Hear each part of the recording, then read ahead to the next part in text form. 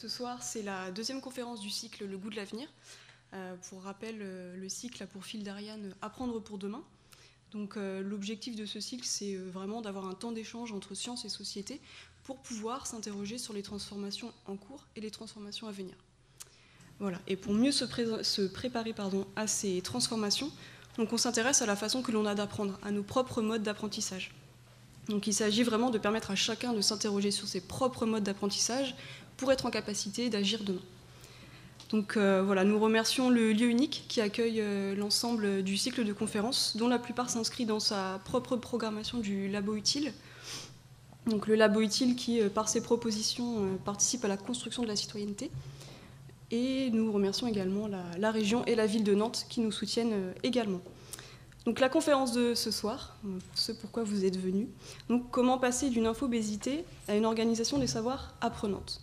Donc si vous êtes venus ce soir, c'est peut-être parce que vous aussi vous vous sentez de plus en plus confrontés à ce qu'on va appeler une surcharge informationnelle, et cette surabondance d'informations qui est notamment favorisée par le numérique et la dématérialisation, c'est ce qu'on appelle l'infobésité.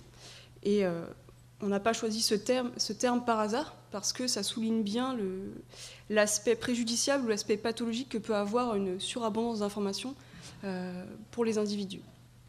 Donc on peut observer des effets sur la concentration, sur la prise de décision, mais également sur la créativité et plus globalement sur la productivité, notamment en entreprise. Donc il paraît essentiel pour nous tous, les acteurs donc, de la formation, de l'apprentissage, mais aussi de la médiation, de se prévenir de ces dérives. Et c'est ce qu'ont très bien compris les lieux de savoir, qui jusque-là étaient surtout basés sur... leur offre de services était basée sur l'accès à l'information, mais maintenant, ils évoluent et s'orientent de plus en plus vers des démarches d'accompagnement. Donc ça peut être des démarches d'accompagnement à la construction de connaissances, mais également des démarches d'accompagnement d'aide à l'appropriation des informations. Donc ces nouveaux lieux qu'on voit émerger et qu'on appelle des learning centers, ou des tiers-lieux, donc sont des lieux où l'information et l'accès à l'information est facilité et où les modes de médiation se réinventent perpétuellement.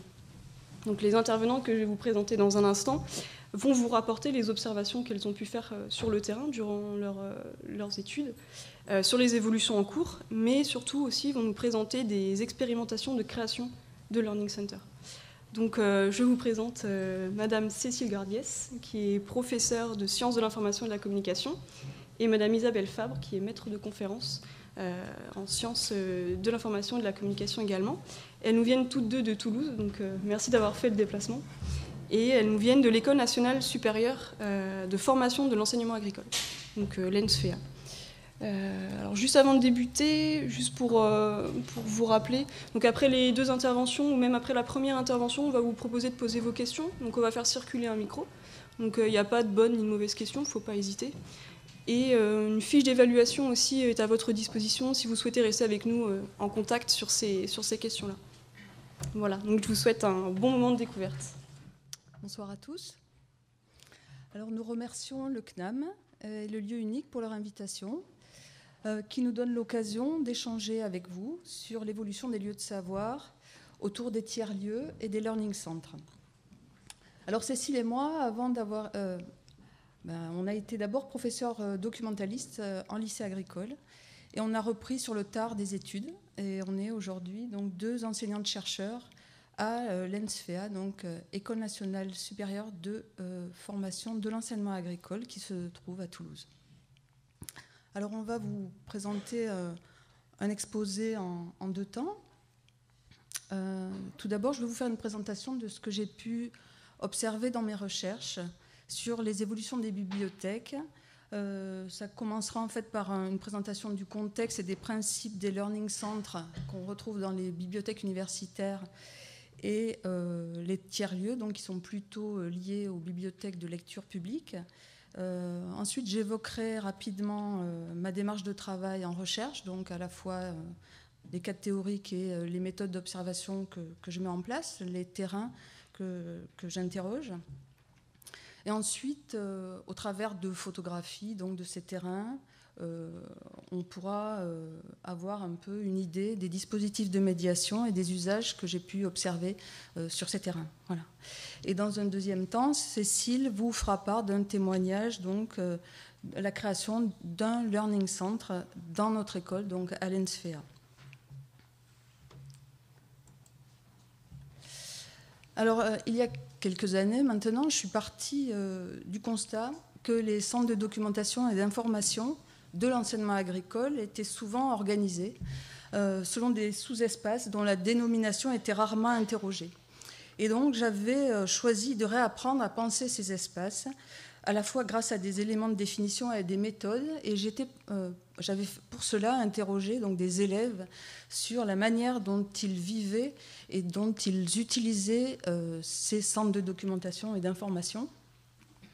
Et j'étais passée par le dessin pour, d'une part, créer une sorte de pré-travail, pour ensuite les interroger sur ce dessin-là, essayer de cerner leur représentation et leurs usages. Voilà.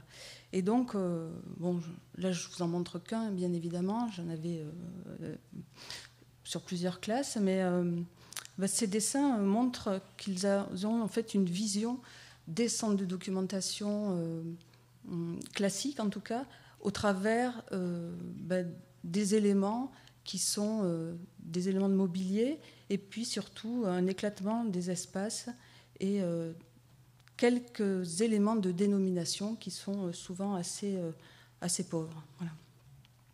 Et puis, suivant la distance, en fait, l'idée, en tout cas, que la distance prise avec mon terrain habituel permettrait, par comparaison ou contrepoint, d'éclairer mes premières interrogations, je me suis approchée des pratiques des professionnels qui travaillent dans les bibliothèques publiques, les bibliothèques universitaires, mais aussi les médiathèques de musées.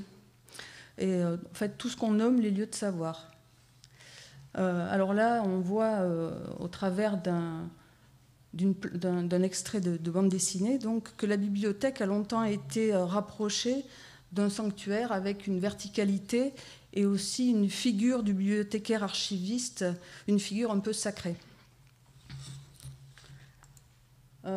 Umberto Eco, avec son modèle de contre-bibliothèque qu'il avait posé en 81 dans sa conférence qui a été éditée sous la dénomination de De Bibliotheca, rapportait quelques principes de ce contre-modèle de bibliothèque.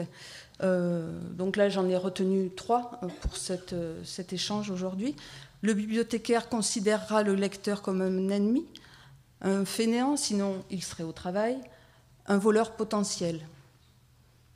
Un deuxième principe, il sera impossible de se restaurer à l'intérieur de la bibliothèque, de quelque manière que ce soit. Il sera tout aussi impossible de se restaurer à l'extérieur de la bibliothèque sans avoir déposé au préalable tous les livres reçus en prêt, si bien qu'on sera obligé de les redemander après être allé prendre un café. Et le troisième principe que j'ai retenu, idéalement, l'usager devrait être interdit de bibliothèque en admettant qu'il puisse y pénétrer. En tout état de cause, il ne doit et ne devra jamais, sauf à traverser rapidement les salles de consultation, avoir accès aux arcanes des travées. Alors, la bibliothèque, elle est aussi perçue, la bibliothèque verticale, comme labyrinthe, comme s'en joue ici Gaston Lagaffe sous le crayon de Franquin. La bibliothèque, avec ses rayonnages verticaux, qui finalement proposent des usages empêchés ou du moins canalisés. Alors, on semble loin de ces figures présentées ici, aujourd'hui, avec les bibliothèques actuelles. Et c'est comme si les bibliothèques actuelles voulaient répondre, finalement, à l'ironie que je viens d'évoquer au travers de ces quelques extraits. Alors, pour répondre à la commande du CNAM, j'ai choisi aujourd'hui d'évoquer principalement 2 types de modèles actuels. C'est les learning centers et les bibliothèques troisième lieu, dont je vais dans un premier temps rappeler rapidement les principes. Les bibliothèques ou centres de documentation évoluent à la fois avec la modification des accès facilités aux informations et les formes de médiation qui cherchent à s'adapter à ces évolutions et aux nouveaux besoins qui en découlent. Alors les learning centers, tout d'abord, Les modifications mises en place dans les bibliothèques et centres de documentation commencent à se développer, notamment au travers de ce modèle, entre guillemets, qui a été posé en 2009 par un rapport écrit par Jougelet, et qui met le focus sur l'apprentissage, qui cherche par là à recentrer l'offre, jusque-là axée sur l'accès aux informations, vers un accompagnement à la construction des connaissances à partir d'un travail critique de réception et d'appropriation. La notion de learning centre, elle s'est démultipliée suivant les contextes, selon différentes déclinaisons qui ont en commun de mettre l'accent sur l'appropriation communautaire des connaissances. En appui sur des espaces qui sont appelés à renouveler les relations entre formation et bibliothèque dans une vision de service à l'usager. Cette innovation, elle peut être comprise à deux niveaux. En tant que nouveau modèle de bibliothèque, pensé non plus seulement à l'échelle d'un lieu circonscrit, donc la bibliothèque traditionnelle, mais à l'échelle d'un établissement tout entier.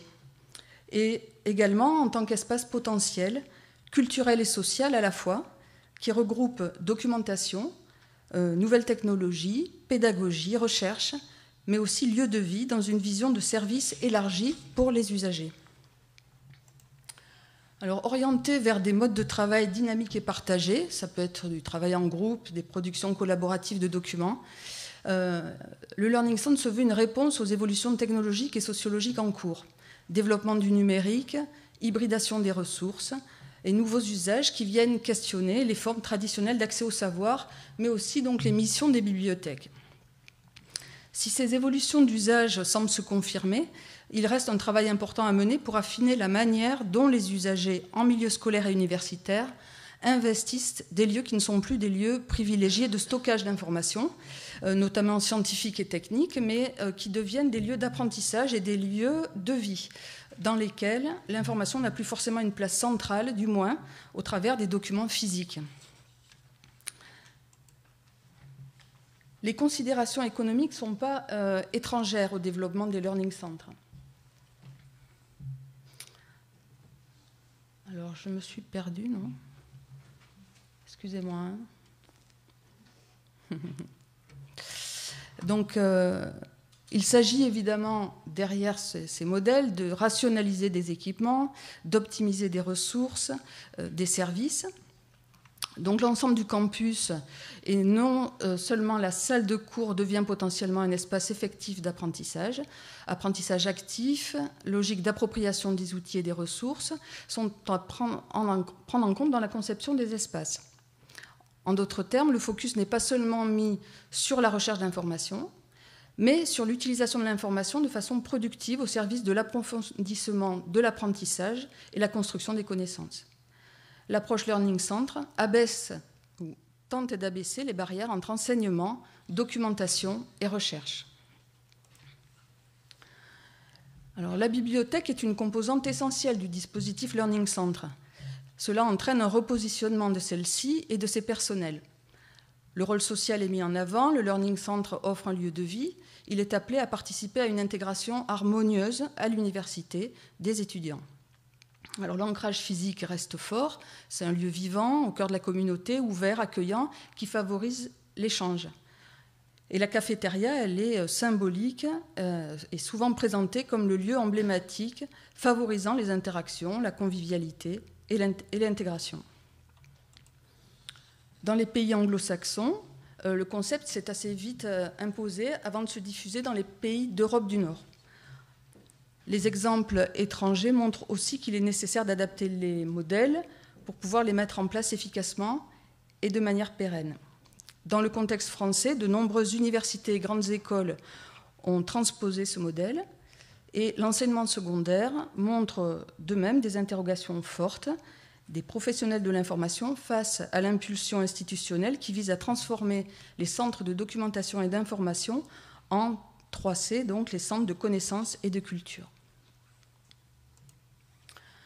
Alors, les bibliothèques de lecture publique, elles aussi, se requestionnent leur rôle face à la dématérialisation de nos pratiques.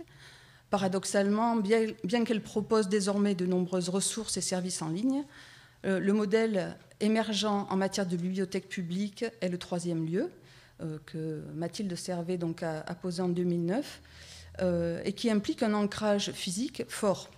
Alors pourquoi les usagers continuent-ils à se rendre sur place ? Y a-t-il encore un intérêt pour la bibliothèque d'offrir des services physiquement inscrits dans un lieu établi ? Et selon quelles modalités ?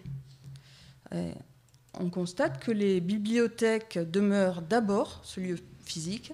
Au-delà de vouloir ancrer physiquement les ressources, matérielles comme numériques, les missions des bibliothèques doivent et restent fournir un accès à l'information et au savoir.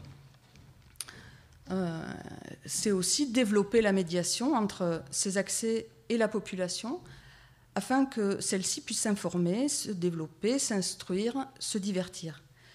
La mise en œuvre de médiation très diversifiée via en particulier des services qui se développent en fonction des besoins des usagers. Les bibliothèques cherchent à travailler sur la recommandation, sachant qu'il a été démontré que la recommandation fonctionne mieux en face à face, donc elle facilite les interactions, elle met en jeu l'empathie, elle entraîne l'intérêt pour l'autre et ses goûts, et puis c'est aussi le travail, la médiation pair à pair. Et pour ces raisons, les bibliothèques sont amenées à proposer dans leurs locaux des espaces et des activités qui permettent cette interaction et la recommandation, la médiation entre usagers même. L'implication des usagers et leur participation active est l'un des points mis en avant dans le modèle de bibliothèque troisième lieu.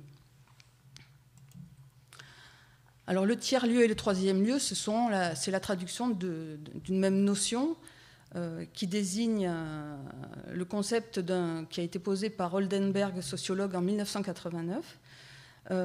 Alors même si troisième lieu a été adopté en France pour les bibliothèques, au Québec, par exemple, on parle plutôt de tiers-lieu. Le tiers-lieu, c'est donc un lieu partagé quotidiennement, d'autant plus intégré dans son environnement qu'il est fréquenté. Alors, je voulais rappeler un petit peu, définir ce que c'était qu'un tiers-lieu, en reprenant donc la définition posée par ce sociologue. Donc un tiers-lieu, c'est, selon 8 éléments, un terrain neutre sur lequel les gens peuvent se rassembler. Il doit y avoir des endroits où les individus peuvent aller et venir à leur guise, où personne n'est requis pour être l'hôte et où tous se sentent chez eux et à l'aise. Deuxièmement, le tiers-lieu nivelle les différences entre les gens. Il est ouvert à tous, il met l'accent sur des qualités qui ne se limitent pas aux distinctions de statut. Il offre l'expérience la plus démocratique possible, il permet d'être plus pleinement soi-même. Il est salutaire dans de telles situations que tous abandonnent finalement leur uniforme social. Le troisième élément donc, défini par Oldenberg, c'est que la conversation en est la principale activité. Le tiers-lieu est accessible et accommodant. L'accès doit être facile, au travers en particulier de la gratuité, des horaires, de l'accessibilité, mais aussi de l'ambiance qui est proposée. Alors, ce sont les habitués qui font vivre le lieu. Sans eux, ce serait un espace inhabité. Quel que soit leur nombre, à chaque occasion, il faut qu'ils se sentent chez eux et donnent le ton contagieux de convivialité, d'interaction. Et l'acceptation des nouveaux visages est cruciale. Un sixième élément, c'est le profil bas de ce lieu. Il doit être simple et ne pas chercher à impressionner les gens. L'idée de routine quotidienne est presque sollicitée. L'atmosphère doit y être ludique. Tout le monde y reste plus longtemps que prévu. Les gens détestent en partir. L'envie, c'est de revenir, de recréer et de recapturer l'expérience qu'ils y ont vécue.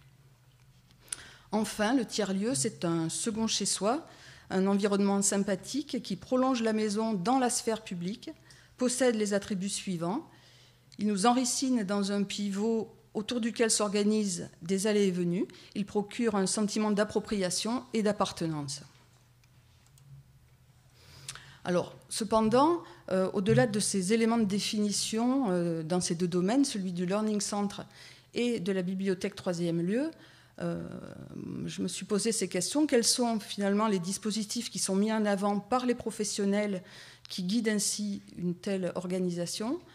Quels espaces se dessinent et quels sont les nouveaux usages, si ils sont effectivement nouveaux ? Alors pour répondre à ces questions, je suis allée voir quelques-unes de ces nouvelles structures en construisant un cadre et une méthodologie pour interroger les pratiques et les usages de ces lieux en mouvement. Alors la démarche de mon travail de recherche s'appuie au départ sur la définition de ce qu'est l'espace documentaire, en cernant ces éléments structurants, principalement, puisque je viens de cette discipline, au regard des sciences de l'information et de la communication, mais j'ai suivi aussi d'autres approches complémentaires de la notion d'espace qui sont empruntées à la géographie, à l'anthropologie, la littérature, mais aussi l'art des jardins et d'autres disciplines. En fait, j'ai cherché à observer, à questionner l'espace documentaire comme énonciation, et ensuite j'ai confronté cet espace élaboré par les professionnels de l'information à l'espace perçu et vécu, construit lui aussi par l'usager. Alors, cette diapo, c'est pour simplement rapidement expliquer les concepts théoriques sur lesquels je m'appuie. Ils sont principalement trois. C'est la notion de dispositif, d'expérience et de contemporain. Donc le dispositif, je m'appuie sur cette définition simple. Le dispositif, c'est un agencement d'éléments en vue d'articuler des moyens pour répondre à un projet. Donc dans l'espace documentaire, il y a plusieurs dispositifs en présence. Un dispositif primaire avec les documents primaires, les ressources qu'on met à disposition. Un dispositif secondaire qui concerne les médiations mise en place par les professionnels pour accéder au dispositif primaire, et un dispositif que j'ai qualifié de sensible, qui prend en compte en fait tout ce qui est autour de ces dispositifs primaires et secondaires et qui a trait à l'aménagement, à l'ambiance, à l'expérience. Alors j'explore et questionne ces espaces pour voir si la coprésence de ces trois dispositifs crée ou non une bienveillance. Est-ce qu'ils offrent un espace potentiel et un lieu propice à l'expérience? Donc le deuxième concept que je mobilise, c'est l'expérience esthétique. Donc là, je m'appuie sur Dewey, Massin et Schaeffer. C'est donc trois philosophes, comme une singularité et l'intelligence du sensible dans l'expérience vécue. C'est comme ça qu'elle est définie. Alors cette expérience, elle met en avant une qualité spécifique d'attention, laquelle permet de combiner les éléments de façon singulière qui fait sens. L'expérience esthétique, c'est un processus dynamique où expérience méliorative et transformative offre un moyen d'émancipation.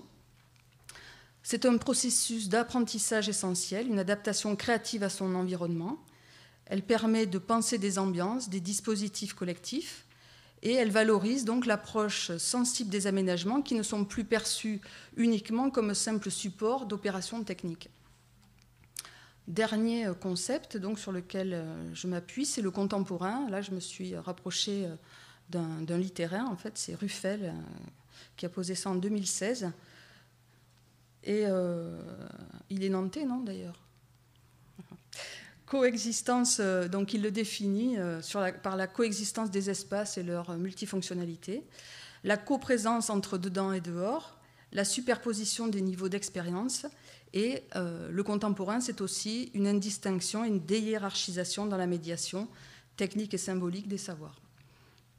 Alors, je vous présente également rapidement mes orientations méthodologiques, c'est-à-dire ce que j'ai mis en place en termes de méthodologie pour approcher les terrains. Alors, pour approcher l'évolution des espaces documentaires, j'ai mené une analyse des dispositifs en présence et j'en ai questionné l'expérience. Je me suis attachée à décrire donc leur environnement, les pratiques humaines qui s'y déploient pour appréhender les caractéristiques documentaires qui le structurent. Alors, j'adopte depuis le début de mes recherches une approche qualitative, donc selon une visée compréhensive des pratiques et de l'expérience. Et je me suis beaucoup inspirée de l'infraordinaire à la méthode proposée par Georges Perec comme tentative d'épuisement d'un lieu, qui consiste à se donner un objet et à essayer de le parcourir dans sa totalité. Suivant cette approche, la visite est alors proposée comme une épreuve perceptive, un espace-temps d'activation, un dispositif de capture de l'attention, une fabrique d'interprétation, selon Anne Bessé. Alors pour cela, j'ai investigué plusieurs terrains. Les principaux, ce sont deux bibliothèques publiques, la médiathèque de quartier Grand Thème à Toulouse, le pôle Intermezzo de la médiathèque centrale de Toulouse. Donc le pôle Intermezzo, c'est en fait un espace dédié au départ, comme son nom l'indique, c'est une sorte d'intermédiaire et c'est préalablement pensé pour les adolescents, donc entre le pôle jeunesse et le pôle adulte. Et petit à petit, cet espace a évolué et accueille de plus en plus aussi des personnes qui sont en difficulté par rapport à l'écrit. Donc on a des publics très très variés dans cet espace finalement, qui se trouve être une micro-médiathèque au sein de la grande médiathèque. Voilà. Notre terrain principal, c'est le Learning Center de l'Université Toulouse 1, donc université de droit, et puis d'autres terrains secondaires qui se sont agrégés, sur lesquels j'ai travaillé, donc plusieurs musées d'art contemporain, et puis aussi d'autres médiathèques, dont celle d'Amsterdam par exemple. Alors, outre la visite de ces terrains, j'ai interrogé leurs acteurs, bien sûr, les documentalistes, les responsables de bibliothèques, de médiathèques, des architectes, et puis les usagers. Et pour le recueil de données, donc j'ai confronté à la fois des photographies, des plans, des dessins, et je les ai confrontés aux entretiens de ces différents acteurs, ce qui m'a permis d'appréhender donc des contextes, le vécu des acteurs et l'organisation des espaces et leur médiation. Alors avec cette approche qualitative, cette visée compréhensive des pratiques, je ne cherche pas à généraliser, hein, c'est évidemment pas ce que je vais faire ce soir. Donc, et au-delà des terrains investigués, donc je ne vais pas généraliser sur les tiers-lieux et les nouvelles bibliothèques, mais j'espère en tout cas que ces éléments vont faire écho à vos questionnements. Donc j'ai choisi à partir de maintenant là, de vous les présenter sous la forme de photographies, des images pour qu'on puisse échanger. Je les ai organisées selon 3 angles qui correspondent aux 3 questions que j'ai posées tout à l'heure. En fait, quels sont les dispositifs de médiation, quels sont les espaces et quels sont les usages repérés dans ces lieux. Mon dada, c'est aussi de confronter les imaginaires des usagers et des professionnels. Donc ces imaginaires, ils peuvent être... ils sont beaucoup... ils se construisent beaucoup autour de la culture, donc ça peut être la littérature, ça peut être le cinéma, ça peut être les arts en général. Et donc, voilà, chaque fois, quand je peux, je glisse aussi ces images qui sont souvent motifs d'étonnement et qui, parfois, donc, sont aussi déclencheurs de discours. Alors, les dispositifs de médiation, évidemment, ce qu'on trouve chez Franquin, on retombe sur des dispositifs classiques, donc la bibliothèque ou la documentation classique. Et il joue évidemment avec ses revers, quoi. Donc ici, on voit qu'on est dans un dispositif de médiation où finalement seul le professionnel maîtrise l'information et le système qui est proposé, puisqu'on voit que tous les bouquins sont évidemment tournés avec la tranche vers l'usager, et que seul, au travers d'un guichet, le professionnel répond à la demande et on voit de quelle manière aussi il répond à cette demande. Alors les dispositifs de médiation s'éloignent évidemment de ce contre-modèle. On trouve aujourd'hui donc dans les learning centers principalement des espaces organisés pour répondre à un tutorat individuel sur des bases de données par exemple, et qui sont organisés dans des espaces très ouverts avec des cloisons mobiles qui sont insonorisées et qui viennent s'agencer un peu selon la demande. Dans les learning centers, on trouve aussi, alors il y a une belle faute là, dans le hall d'entrée, des espaces de tutorat entre pairs. Donc tout à l'heure, je parlais de l'importance de la médiation de pair à pair. Donc on retrouve ça dans les learning centers, c'est-à-dire que les étudiants aident leurs camarades sur des recherches bibliographiques, en fait. Là, c'est une bibliothèque publique et on voit aussi qu'il y a donc des ateliers qui sont proposés pour accéder au numérique pour des publics qui sont difficilement équipés sur ces outils. Et puis, le Learning Center, dans la grande université donc, de droit, on retrouve en fait dans ce hall qui était avant, il y a 20 ans en fait, un hall qui était un peu comme ce que je vous ai montré au tout début, ce fameux labyrinthe avec des immenses rayonnages verticaux. Aujourd'hui, dans le hall de l'université, on trouve en fait des mobiliers accueillants avec tout simplement la presse, mais aussi des DVD, des BD, des ouvrages pratiques pour écrire son CV. Donc finalement, on rentre dans cette université de droit avec voilà, un dispositif de médiation quand même très très étonnant. Alors, dans une médiathèque publique, la figure de la bibliothèque, en fait, classique, elle est nommée carré central, c'est-à-dire qu'ils ont recréé une sorte de... oui, ce carré central, c'est là où sont rassemblés tous les ouvrages, et tout autour, il y a toutes les autres sources. Donc, ils se servent en fait de ce symbole de la bibliothèque pour permettre à la fois un lieu de... comment dire, presque de silence. Le silence, c'est ici qu'on le trouve. C'est ici qu'on peut se rassénérer en revenant vers l'ouvrage, alors que tout autour, on a tous les autres accueils numériques et autres ressources. Alors, une autre démarche qui est faite par les tiers-lieux, c'est d'oublier en fait la classification, ou en tout cas de jouer avec et de s'inspirer fortement des approches des usagers et de coller en fait à leurs besoins ou en tout cas à ce qu'ils lisent. Donc on trouve de plus en plus la fiction qui est développée et de moins en moins de documentaires dans ces médiathèques-là. Tout simplement parce que tout ce qui est documentaire est aujourd'hui trouvé par les jeunes, en tout cas, sur Internet. Et donc ce qui est développé, c'est véritablement la fiction. Il y a aussi des modalités, on joue beaucoup avec les modalités de prêt et on répond là aussi aux besoins des usagers qui demandent, en tout cas sur les adolescents, au départ, c'était tous les bouquins qui sortaient, tous les grands titres à la mode en fait. Et pour ces ouvrages-là, ils ont créé un système de prêt particulier, c'est le Presto, c'est-à-dire donc systématiquement une semaine pour lire le livre et il passe ensuite de main en main. Et en fait, l'ensemble de la bibliothèque tiers-lieu a repris ce format-là et ça se fait aujourd'hui sur l'ensemble de la médiathèque. Alors sur les espaces, la bibliothèque avant était pensée, on l'a vu tout à l'heure, sur une verticalité, une sacralité et donc un édifice. Alors ici, évidemment, on s'aperçoit que si on déplace un seul ouvrage, l'édifice s'écroule. Donc c'est le professionnel donc, qui refuse qu'on désorganise en fait sa bibliothèque. Donc aujourd'hui, on s'aperçoit évidemment qu'on est loin de ça. Et ce qui est proposé justement, ce sont des contre-emplois finalement de cette bibliothèque.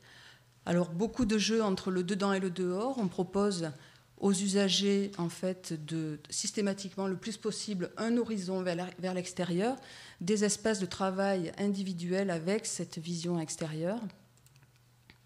Là on le voit ailleurs dans une autre médiathèque avec des jardins japonais. Sur le Learning Center, d'autres espaces là aussi qui sont de travail collectif avec un mobilier sur roulette, différents écrans et une capacité donc à bouger et à remodeler l'espace en fonction des besoins.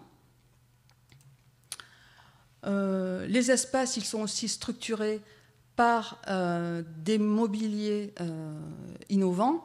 Ils les appellent donc des canapés connectés. Donc il y a des prises et on peut, tout en s'asseyant, se connecter à partir du canapé.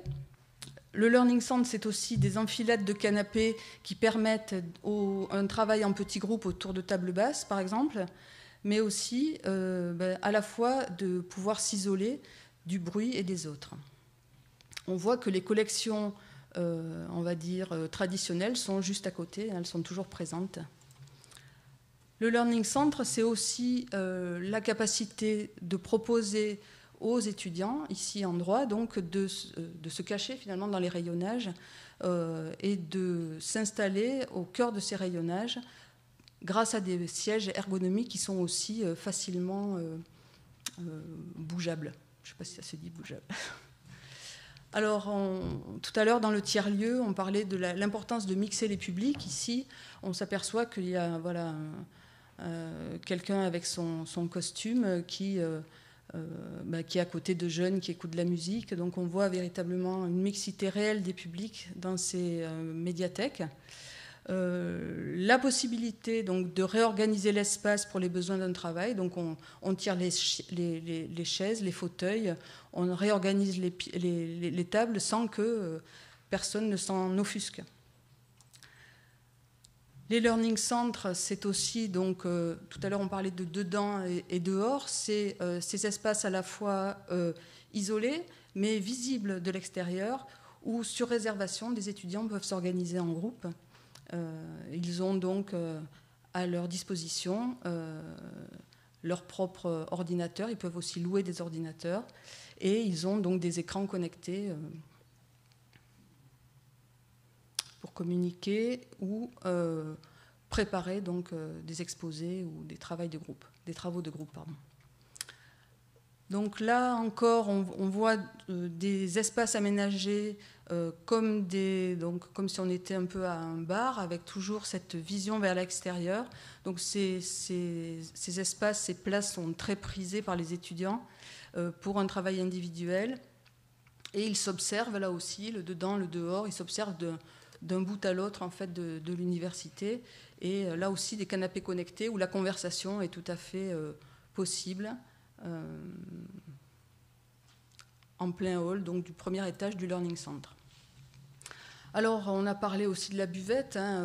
Umberto Eco le plaisantait en disant qu'il était, bien entendu, interdit de boire un café à l'intérieur de la bibliothèque. Donc, aujourd'hui, la buvette, la cafétéria, le coin café est primordial, il semblerait, dans ces espaces. Donc, ça peut être des cafétérias très très organisées, ou ça peut être simplement des coins cafés, mais qui sont toujours des lieux de réunion. On trouve aussi dans les bibliothèques troisième lieu des espaces qui proposent en fait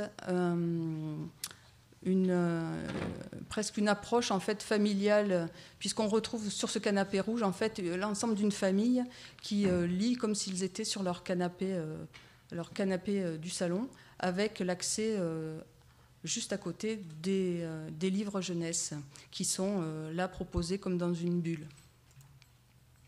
Alors cette bulle, c'est aussi, là on part dans le troisième point, ce sont les usages. Donc la bibliothèque comme refuge, où mais là on se moquait du professionnel qui finalement profitait de la documentation pour s'organiser en fait une sorte de retraite pour la sieste. Aujourd'hui, en fait, dans les médiathèques et dans les learning centres, on peut faire la sieste. Le temps de la sieste est totalement accepté. Là, c'est quelqu'un qui choisit d'écouter de la musique en s'endormant. Là, c'est pas la sieste, mais c'est un peu comme si finalement on crée un désordre dans sa chambre. Donc c'est aussi l'appropriation de l'espace par le désordre. Et là aussi, voilà, ce sont des pratiques qui ne sont absolument pas remises en cause par l'institution ou par le professionnel. Autre chose aussi, c'est la conversation. Donc, on a parlé de mixité des publics. Ici, il y a les deux. Donc, des gens qui viennent, en fait. Là, c'est le pôle intermezzo, donc ce dont je vous parlais tout à l'heure, cet espace intermédiaire. Et là, on voit donc des habitués qui viennent discuter. Ils se sont installés à une petite table. Ils sont face à face et ils discutent. Et on voit donc des jeunes collégiens donc, qui sont installés sur un dossier de chaise ou une autre personne une jeune fille qui travaille avec son cartable ouvert. Donc, voilà. Donc, dans les médiathèques, il y a des habitués, il y a une atmosphère ludique. Ces personnes donc, jouent aux échecs, par exemple, dans la salle de presse. Il y a donc différents jeux de société qui sont proposés. De plus en plus dans les médiathèques, c'est le jeu en ligne qui est aussi au cœur de l'espace. On valorise en fait cette pratique sociale en fait, des jeunes, au même titre que la lecture. Donc c'est vrai que ces jeux en ligne, en tout cas dans cet espace-là, au départ étaient plutôt proposés dans une salle à part, pour que ça n'ennuie pas le reste de l'espace. Et en fait, petit à petit, ces jeux ont gagné leur place dans l'espace et sont maintenant au centre sans que cela perturbe en fait, mais au contraire, c'est aussi un moyen de valoriser les interactions entre les jeunes qui sont présents. Alors, la médiathèque, c'est aussi le tiers-lieu, donc c'est aussi la possibilité de venir et de faire une pause dans une activité. Donc ici, une joggeuse qui est venue, qui a sa petite bouteille en fait, et qui, après avoir couru, prend le temps de venir lire la presse. C'est aussi la possibilité de séjourner, donc là, les gens se déchaussent et avec cet horizon sur l'extérieur, donc prennent aussi le temps de se poser. C'est aussi pouvoir s'isoler dans un espace privatif. Et là, on voit qu'il y a des mobiliers très innovants qui proposent à la fois d'être dans un espace privé, mais en plein cœur, en fait, de l'ensemble du tiers-lieu. Donc, en fait, le tiers-lieu, c'est pouvoir investir un espace. Ici, on voit un jeune étudiant donc, qui a carrément 2 ordinateurs, mais qui a sa peau de banane, sa bouteille d'eau, et tout à côté, en fait, des gens qui ne travaillent que sur papier, avec donc une autre façon de s'approprier l'espace, en laissant également, en s'appropriant et en privatisant cet espace, mais en l'abandonnant pour aller, par exemple, à la médiathèque, à la buvette, chercher un café.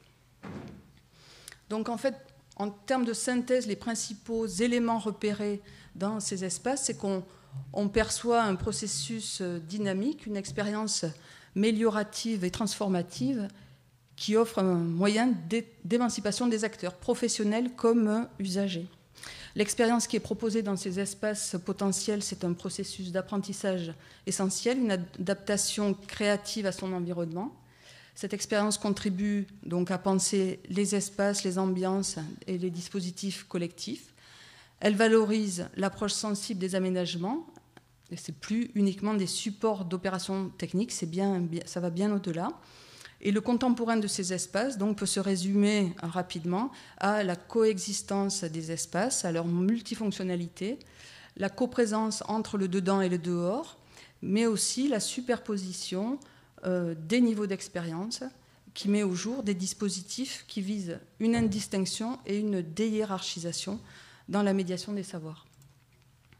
Donc, comme métaphore, finalement, on parle de bibliothèque, on peut parler de bibliothèque horizontale avec ce parcours horizontal qui est aménagé, qui se retrouve dans finalement un dispositif rêvé par les professionnels de l'information, les documentalistes, avec cette notion de passage qui peut être envisagée comme un côtoiement des documents entre eux. On les voit, c'est eux qui créent l'escalier, hein, qui créent le chemin, des interactions entre les informations elles-mêmes. Voilà.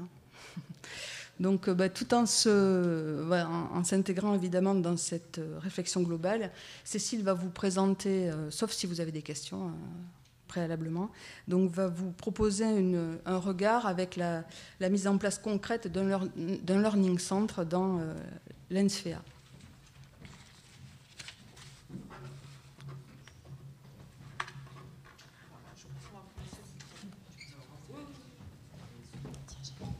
J'ai juste 2 petites questions, mais vraiment anecdotiques, et pour être sûr d'avoir bien compris. D'abord, est-ce qu'il y a encore des gens qui lisent dans les bibliothèques ? Parce que moi, ça m'arrive d'aller souvent à la bibliothèque universitaire. En fait, chacun met son ordinateur et s'assoit côte à côte, mais finalement, personne ne va chercher des livres. Et puis, la deuxième question, alors elle est vraiment plus anecdotique, mais je ne sais pas ce que veut dire améliorative, une expérience améliorative. Là, il a... Alors oui, on prend le micro. Donc les gens continuent à lire, bien entendu, même si ils repassent en fait à la lecture par d'autres biais. Donc, par exemple, quand on voit je reprends aussi ce que j'ai dit tout à l'heure, je ne généralise pas, je ne peux pas me permettre de généraliser, donc c'est ce que j'ai pu observer. Hein.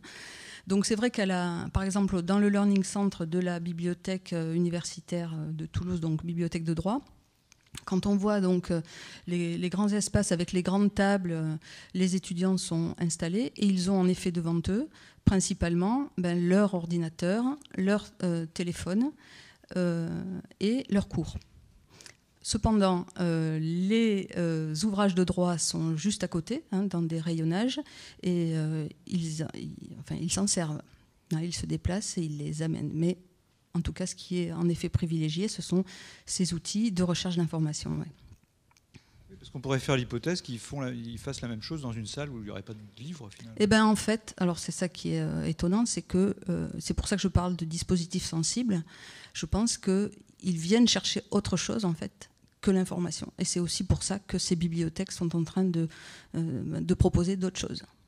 Et ces bibliothèques, ces learning centres, ces médiathèques, ces tiers-lieux sont pleines, enfin, véritablement. C'est-à-dire qu'il n'y a pas assez de place pour accueillir les étudiants, il n'y a pas assez de place pour accueillir les usagers. Voilà. Donc on a besoin d'être avec les autres malgré tout. Très Pourquoi clairement. ça s'appelle Learning Centre d'ailleurs? Ça vient d'où cette expression? Alors ça vient Learning Centre et Learning Center, donc ça vient des États-Unis, et l'autre donc dénomination, ça vient d'Angleterre en fait. Donc c'est lié à la volonté en fait de rattacher l'enseignement à la documentation.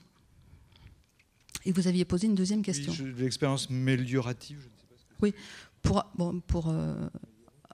oui, c'est ça, tout simplement. Oui.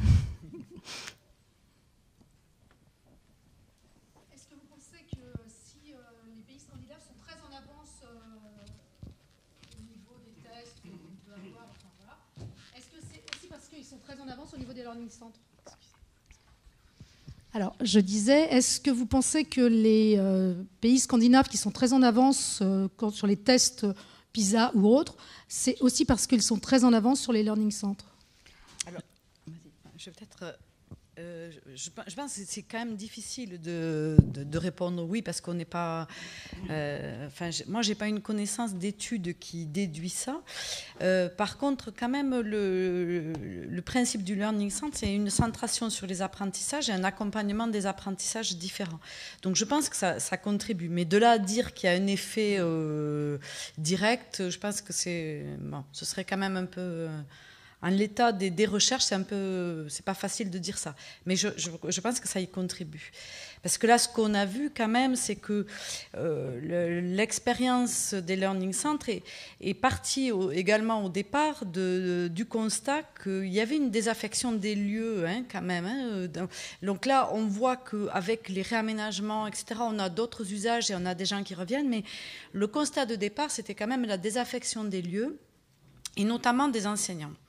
C'est-à-dire que les étudiants, eux, arrivent à se réaménager finalement des moments de vie dans ces lieux-là, mais par contre, les enseignants qui ont accès à la documentation numérique venaient beaucoup moins, eux. Donc, c'est quand même partie de ce constat et de la séparation peut-être trop nette avec le numérique entre les fonctions de documentation, multimédia et pédagogie. Et le besoin de rassembler un petit peu ça pour accompagner la construction des connaissances, puisqu'effectivement, on a un accès généralisé à l'information. Donc, finalement, l'accès à l'information n'est plus le problème, mais on a trop d'informations avec des difficultés à savoir comment on va s'approprier ces informations et comment on peut aider les jeunes à s'approprier ces informations. Donc la problématique s'est déplacée.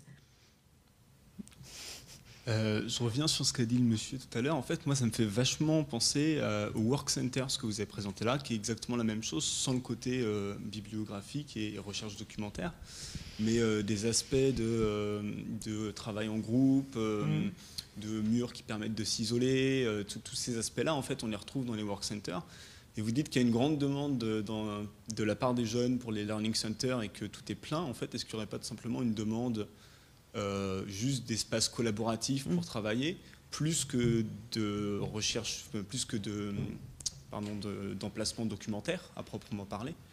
Et du coup, en fait, est-ce que c'est pas juste une manière de muter de la part des bibliothèques parce qu'elles se sont rendues compte qu'elles n'avaient plus le public qu'elles avaient et qu'il ne reviendra peut-être pas? Alors, c'est vrai qu'au départ, les learning centers et les bibliothèques troisième lieu, donc les learning centers au niveau de l'université, souvent les réflexions partent des professionnels de l'information. Mais pas uniquement. C'est aussi, par exemple, les espaces langues aussi. qui sont très demandeurs de repenser les lieux. Et puis, les bibliothèques proposent aussi des choses qui renouvellent un peu les usages, y compris des documents. Par exemple, nous, dans le Learning Center qu'on est en train de mettre en place, il y a tout un service de prêt en balado-diffusion où on fait des présélections de podcasts, de livres audio que les gens peuvent venir chercher avant d'aller courir entre midi et 2.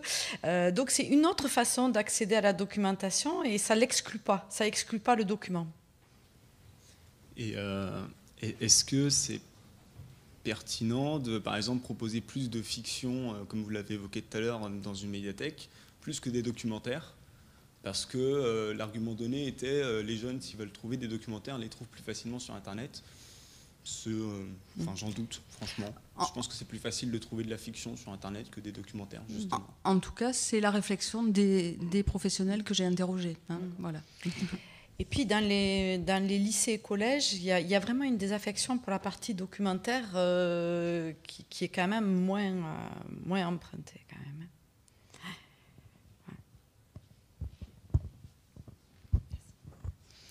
Ah, oui, vas-y.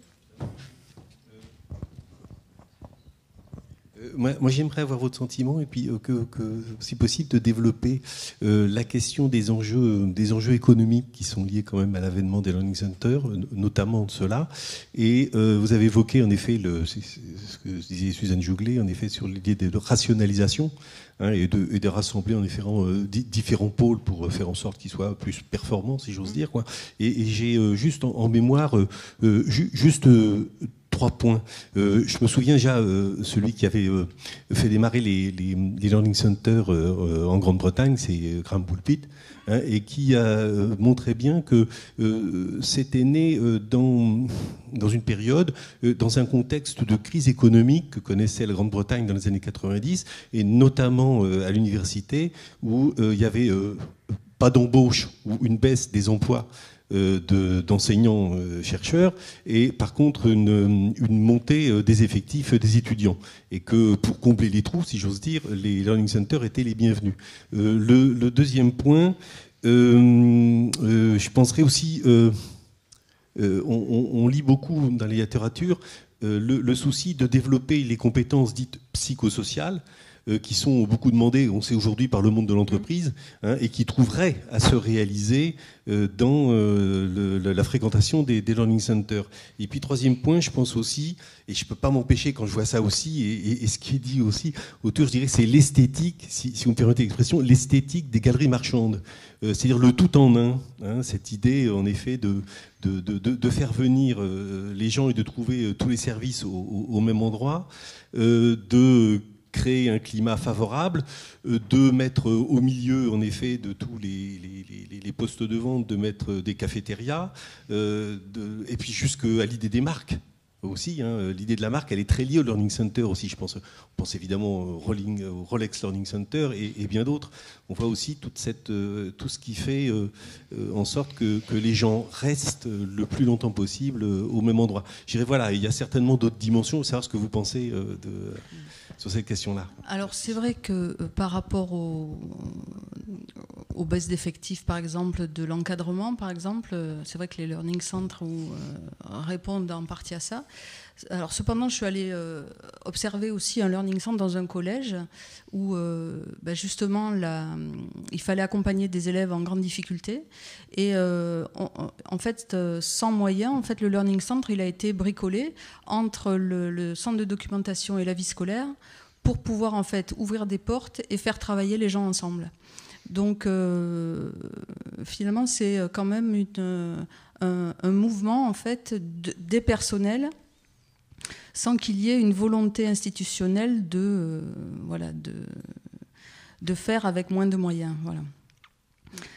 Sur votre deuxième idée, alors ça y est, je l'ai oublié. Les compétences psychosociales. Ah oui, non, alors ça, je te laisse répondre peut-être. Je pense qu'effectivement, il y a quelque chose de cet ordre-là aussi, d'arriver à faire développer ces compétences psychosociales.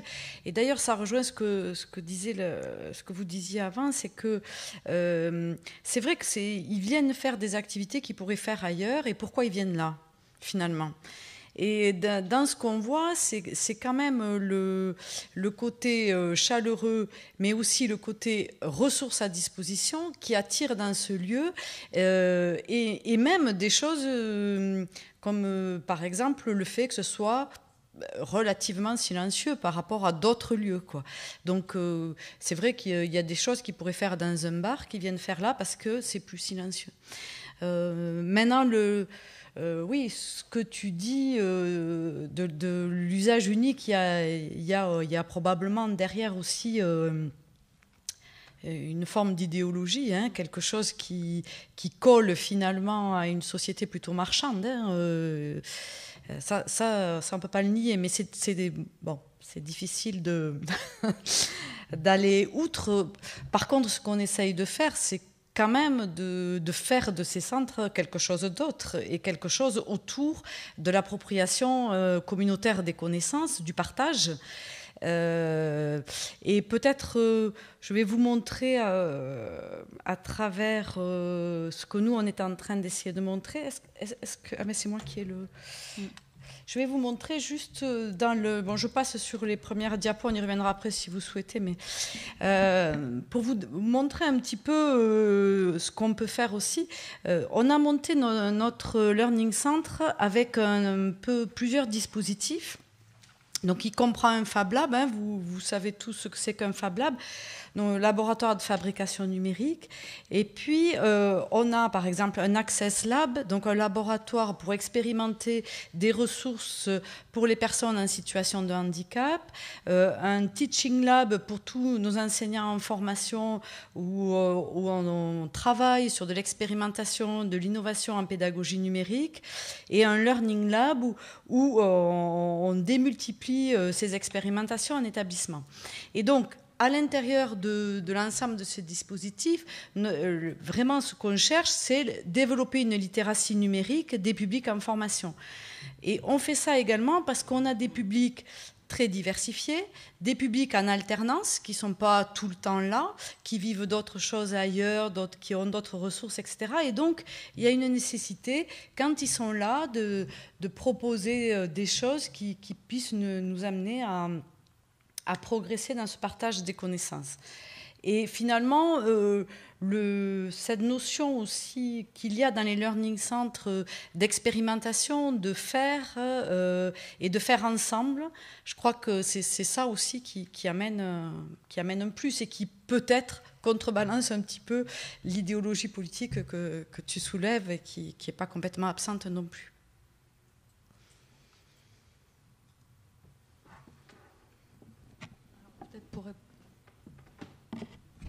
Oui, pour répondre à la dernière question que tu avais posée, il y a une expérimentation qui est faite dans un lycée agricole où justement on met à disposition en fait des élèves dans un espace particulier du centre de documentation des ressources qui n'ont au départ en tout cas rien à voir avec de l'information. Donc c'est pouvoir faire du tricot, du coloriage, une grenetterie, etc.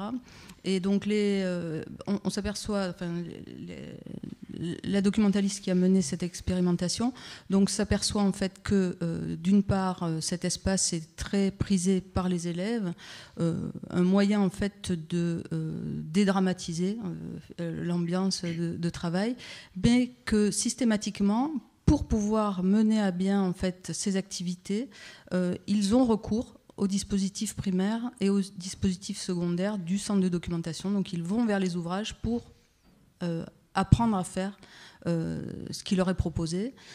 Et donc ils se servent de l'organisation aussi de l'information pour trouver des informations qui vont leur permettre d'agir en fait sur ces activités-là.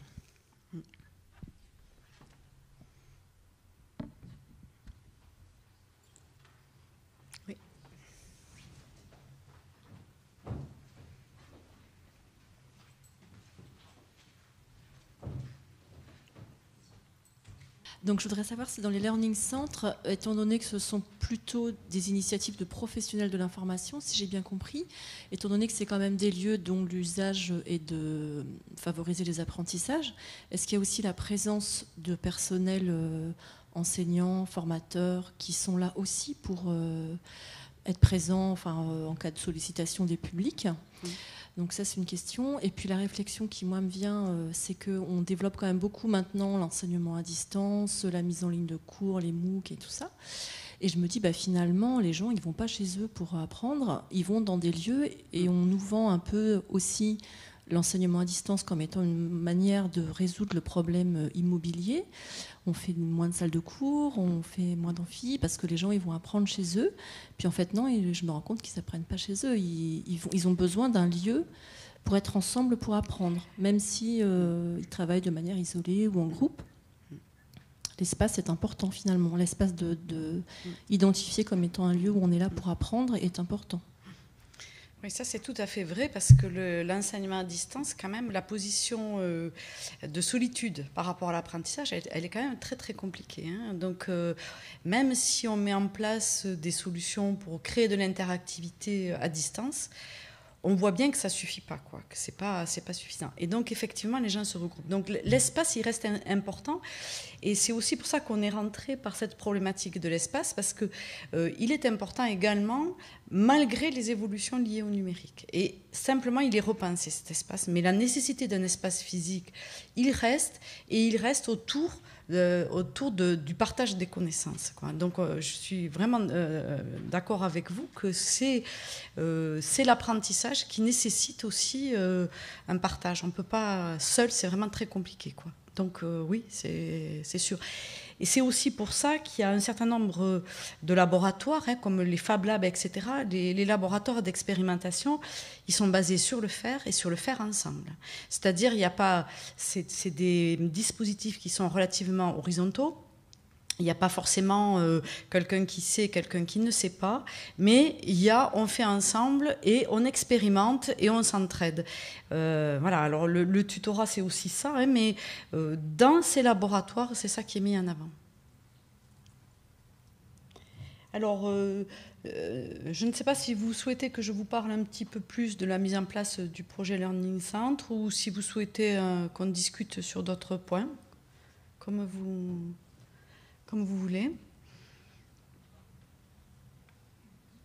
Peut-être je peux vous parler un petit peu des actions constitutives de ce Learning Centre, en fait, parce que bon, quand on est face à un projet, on se dit il faut faire évoluer parce qu'on voit bien qu'il y a moins de monde, qu'il y a des besoins différents liés à la pédagogie, parce qu'il y a une omniprésence aussi du numérique et on se dit comment on fait. Et donc, on n'a pas forcément les moyens pour partir, par exemple, sur un projet architectural, hein, parce qu'on voit certains learning centres très emblématiques avec des architectes qui ont travaillé, mais bon, on n'a pas tous cette possibilité-là. Et du coup, on s'est dit comment on part et qu'est-ce qui est important. Donc nous, on est parti de l'identification de deux problèmes. Hein, ce que je vous ai dit au départ, c'est la fréquentation des lieux, où les personnes prennent plus la documentation chez eux, en personnel, etc. Donc fréquenter moins les lieux. Et puis les besoins en numérique, en compétences numériques, notamment pour la pédagogie qui augmentait et où on n'avait pas trop les moyens de répondre. Et donc, on a essayé de rassembler donc, les différents services, documentation, pédagogie, multimédia, audiovisuel, etc., qui traditionnellement, dans les établissements, sont plutôt séparés, et travailler ensemble. Et donc, du coup, oui, c'est des personnes aussi ressources. Donc, on a développé un certain nombre d'actions. La première, c'était de s'adapter aux usages nomades des jeunes. Donc développer des lieux qui soient modulables, des lieux de travaux de groupe, des lieux de connexion.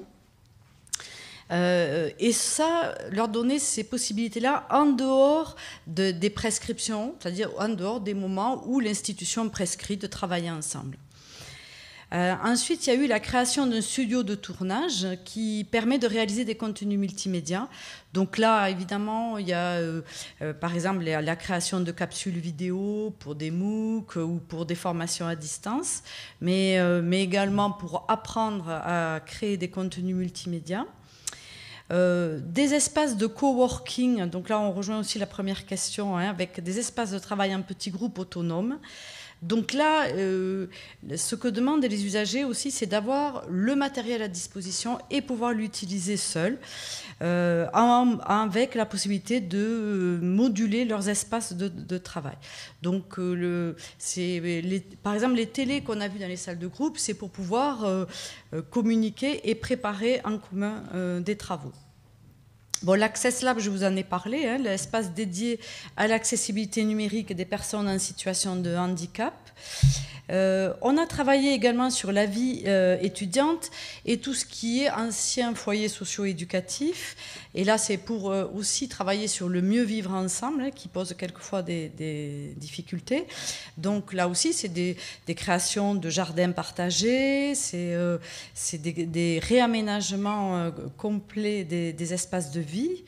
Le Fab Lab, qui est donc atelier de fabrication numérique et qui est ouvert à l'extérieur. Alors là aussi, on mixe les publics en ouvrant aux associations locales, à tous les établissements qu'il y a autour. Donc là, on travaille aussi sur la mixité et sur l'entraide, puisque là, c'est que de l'expérimentation. Et puis après, des événements scientifiques, sociaux, culturels, qui permettent de mettre en place une autre forme de médiation, hein, comme disait Isabelle tout à l'heure, c'est-à-dire que la médiation, elle va passer aussi par des événements qui vont faire se rencontrer les gens, qui vont provoquer des échanges et qui nous permettent de mieux voir quels sont les besoins et qu'est-ce qu'on peut proposer pour accompagner la construction des connaissances. Et puis l'expérimentation de l'innovation pédagogique, notamment de la pédagogie numérique. Voilà. Donc vous voyez un peu les actions qui sont mises en place, qui sont des actions qui ne sont pas révolutionnaires non plus, mais qui mixent un peu les rôles, qui mixent les pratiques, les usages, etc. Et qui font mixer du coup les espaces d'apprentissage. Et qui permettent de s'entraider justement face à ce problème de l'excès d'information et de comment on travaille face à cette information toujours disponible. Est-ce que vous avez des questions sur le côté peut-être un petit peu plus pratique? Oui.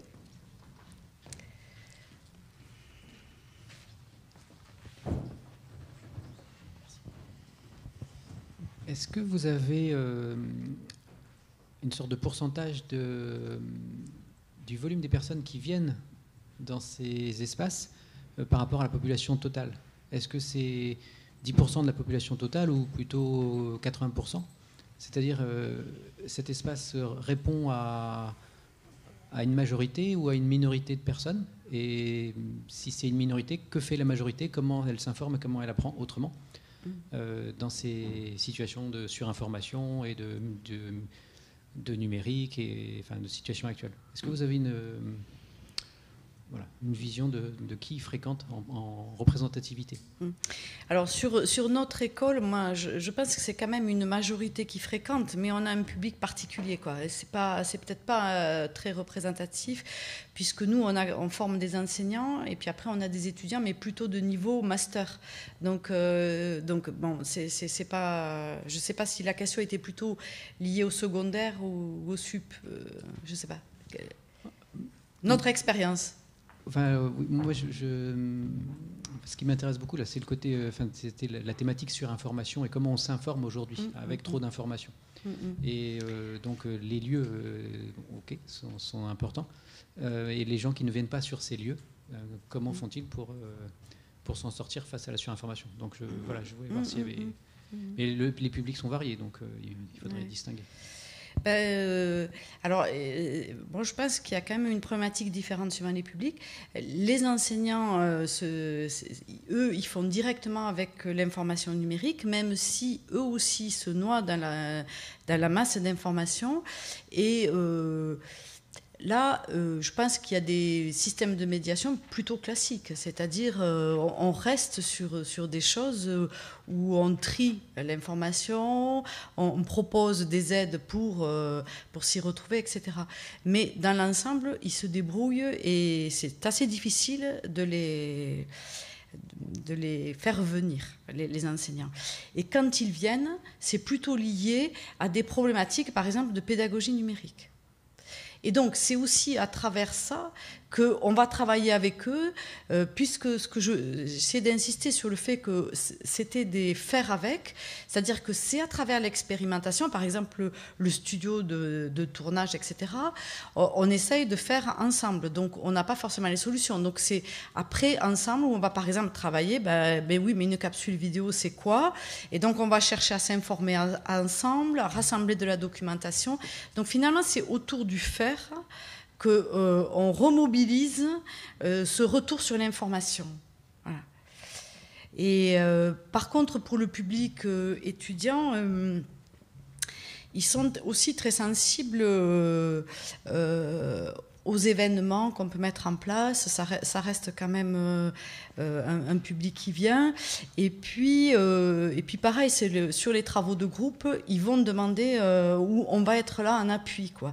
Donc, c'est plutôt à travers ça qu'on retravaille l'information avec eux. Mais comment je peux vous expliquer plus en leur permettant de faire et nous en étant plutôt à disposition, quoi, en retrait. Voilà. Mais c'est compliqué parce que c'est pas les mêmes usages suivant les publics et je trouve que ça se creuse encore plus qu'avant, ces différences d'usage des publics. J'en profite tant que j'ai le micro.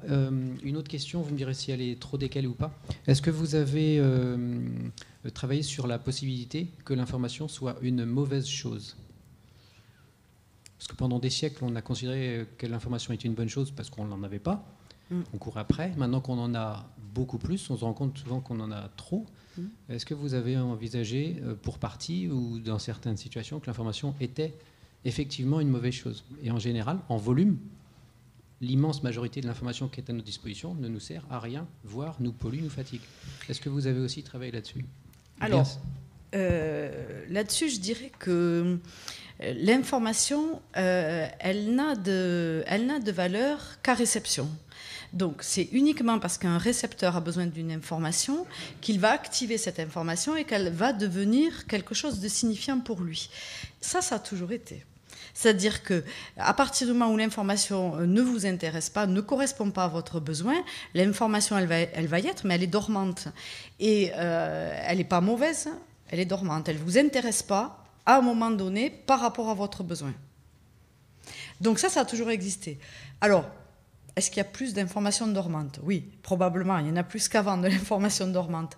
Mais finalement, ce qui ressort, c'est que plus il y a d'informations, plus le rôle du récepteur est important. Il l'était, mais il devient encore plus important, puisqu'on accentue ce rôle d'activation de l'information, d'analyse de l'information, de validité, d'analyser la qualité de l'information et du coup d'arriver à s'approprier l'information qui est intéressante pour soi et pour son besoin.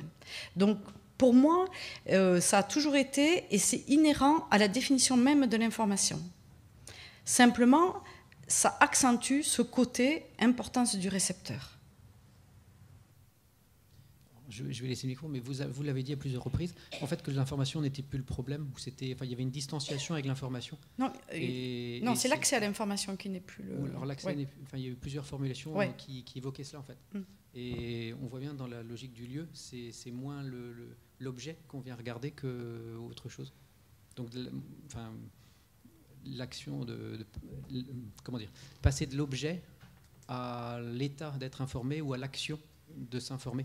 Et il y a je pense que dans les lieux, vous vivez ces approches-là. C'est logique d'être informé ou pas, et de s'informer, qui est une action qui n'est plus sur traiter juste de l'info et ouvrir un livre, comme on faisait majoritairement dans le silence avant dans le lieu. Mais... Enfin, pour moi, la problématique reste exactement la même. L'information, elle est inscrite sur un support qui est le document. quel qu'il soit, le document. Hein. On sait depuis longtemps que le support peut être de différentes sortes, hein, ça peut être un objet. Donc ça reste fixe. L'information, elle est inscrite sur un support.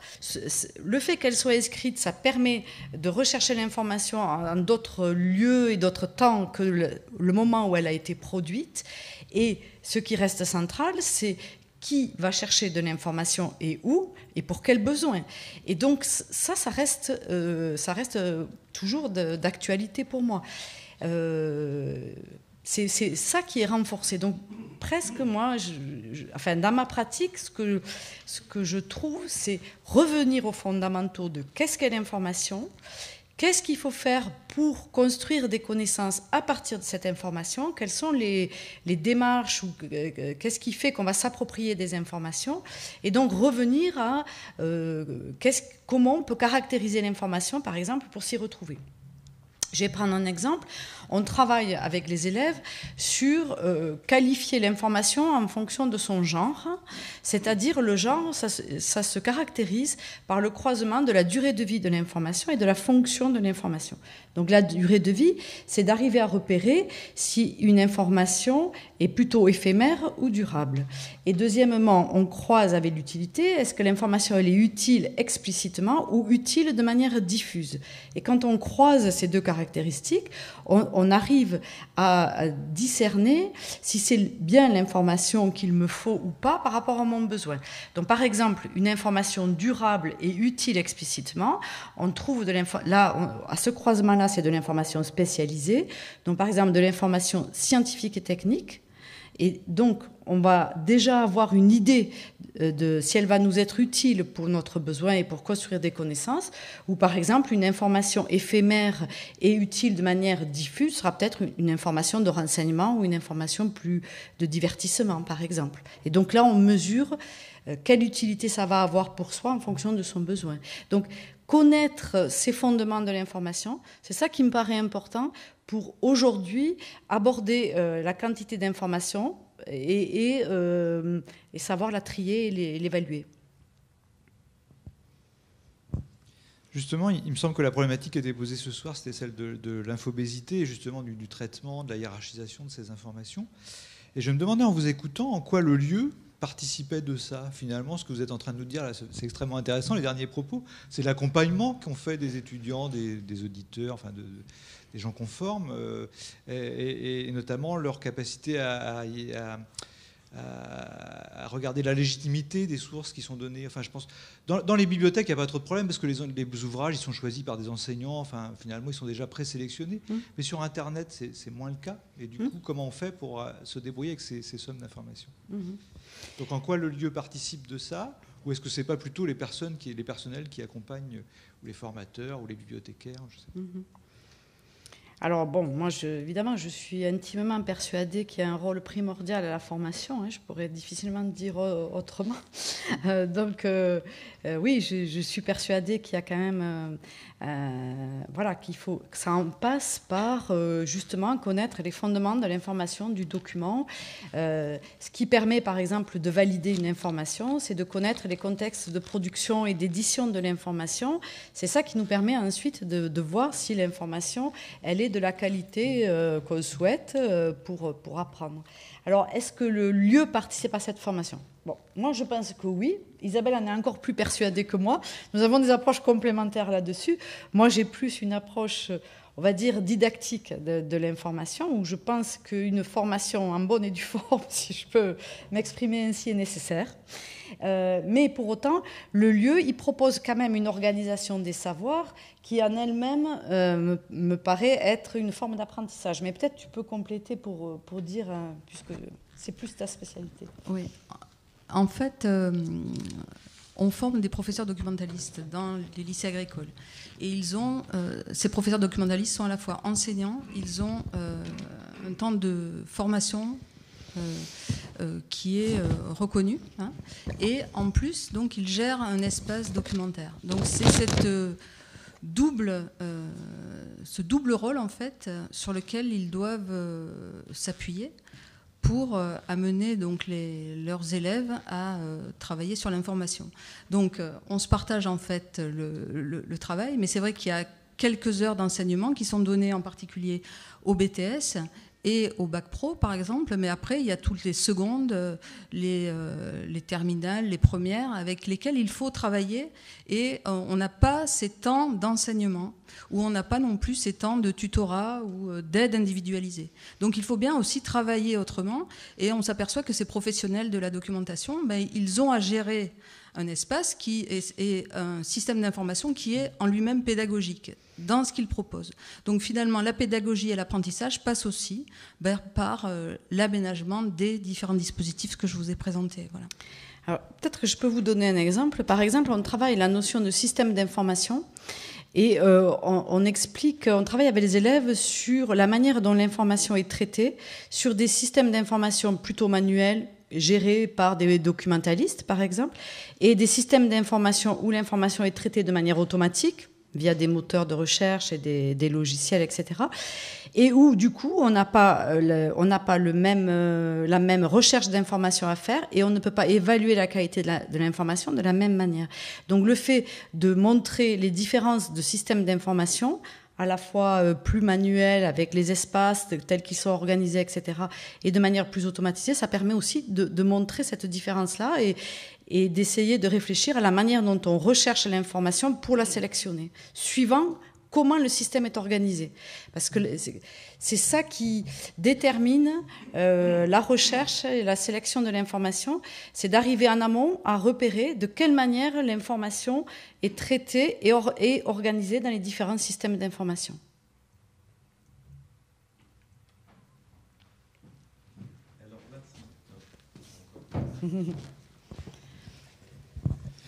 Merci, oui, je trouve que ça, c'est une question qui nous intéresse beaucoup, je vois ça. Je suis en train de me dire que si on parle de la fonction du lieu dans l'organisation des savoirs, alors la bibliothèque dite verticale, j'irais, répondait parfaitement, puisque là, on avait une classification, des classements, on avait une organisation de l'espace en travées, en secteurs, en sections, ce qu'on veut, etc.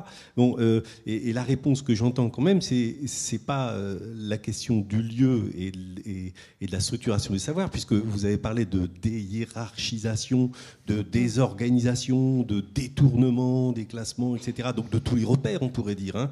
Mais vous insistez au contraire plutôt sur la médiation, sur le rôle des personnels, des spécialistes de l'information et des professeurs documentalistes, par exemple.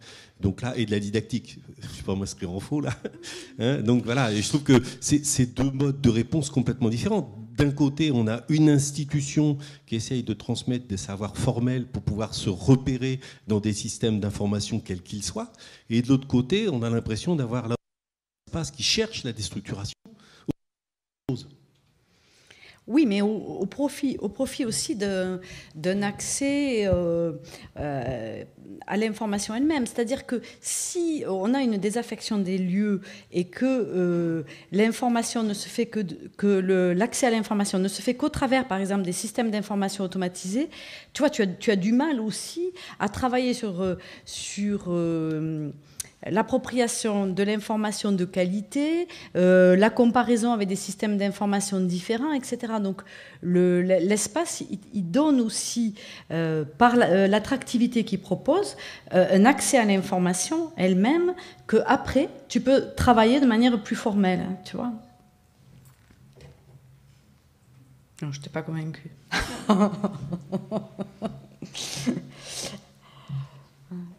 Si, moi, je suis quand même convaincue de ça, parce que, par exemple, ce qu'on a dit sur la fiction, ou quand on voit comment, là, je n'ai pas fait exprès, mais c'est passé à la photo, comment vivent les livres voyageurs dans un établissement. Donc là, vous voyez une bibliogare sur roulette, avec des livres voyageurs qui se promènent dans tout l'établissement, qui est pleine en permanence et tout le temps renouvelée.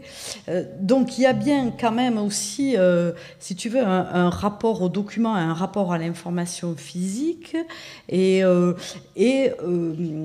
ça c'est permis parce qu'il y a des espaces qui lui permettent de circuler, par exemple. Ou ce qu'on est en train de faire, par exemple, on crée un jardin de lecture avec du mobilier de jardin, etc. Et entre midi et 2, on amène les kiosques de presse, par exemple, tu vois.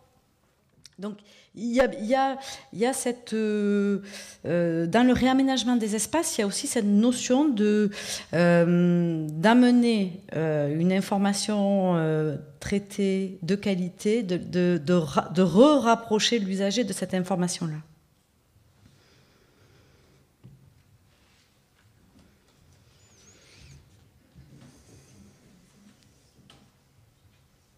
C'est bientôt l'heure.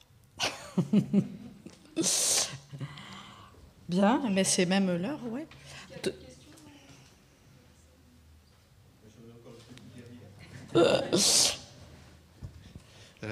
Merci. C'est le rapport au numérique. Je suis en train de me demander si ces nouveaux lieux-là, dans quelle mesure ils seraient indissociables du numérique, des réseaux, du web, etc., dans la mesure où, je dirais, ils sont nés à peu près... bon, je crois que le tout début, hein, c'est aux États-Unis, en effet, c'est dans les années 70, donc on est déjà un petit peu avant, mais il y avait déjà l'informatique. Voilà, on voit bien que l'essor, finalement, c'est lié à ça. Et peut-être que le rapport à l'information, le rapport au savoir, le rapport à l'organisation du savoir, le rapport aux accès, je trouve qu'on a à peu près les mêmes thématiques que ce qu'on peut rencontrer dans cette société qui vient.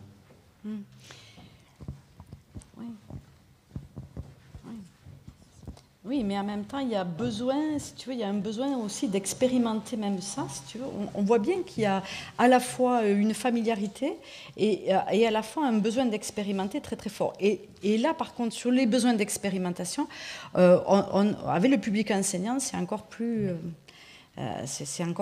un point crucial. Donc c'est un des éléments qui amène les enseignants à revenir dans les espaces documentaires aussi.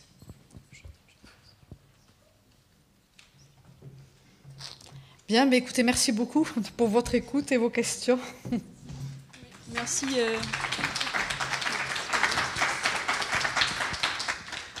Merci pour votre participation active et toutes les questions posées. Et merci aux intervenantes. Et puis merci à Jean-Luc Page pour la captation vidéo également. Juste pour information, il y a une bibliographie qui est attachée à chaque conférence. Vous la trouverez sur le site du CNAM. Elle est préparée par nos collègues de la médiathèque, Émilie et Clément. Donc voilà, n'hésitez pas à y aller. Et dernière information, donc la prochaine conférence, donc le 10 avril, même lieu, même heure. Et donc le thème sera à quelles conditions le travail collaboratif favorise-t-il notre capacité à apprendre.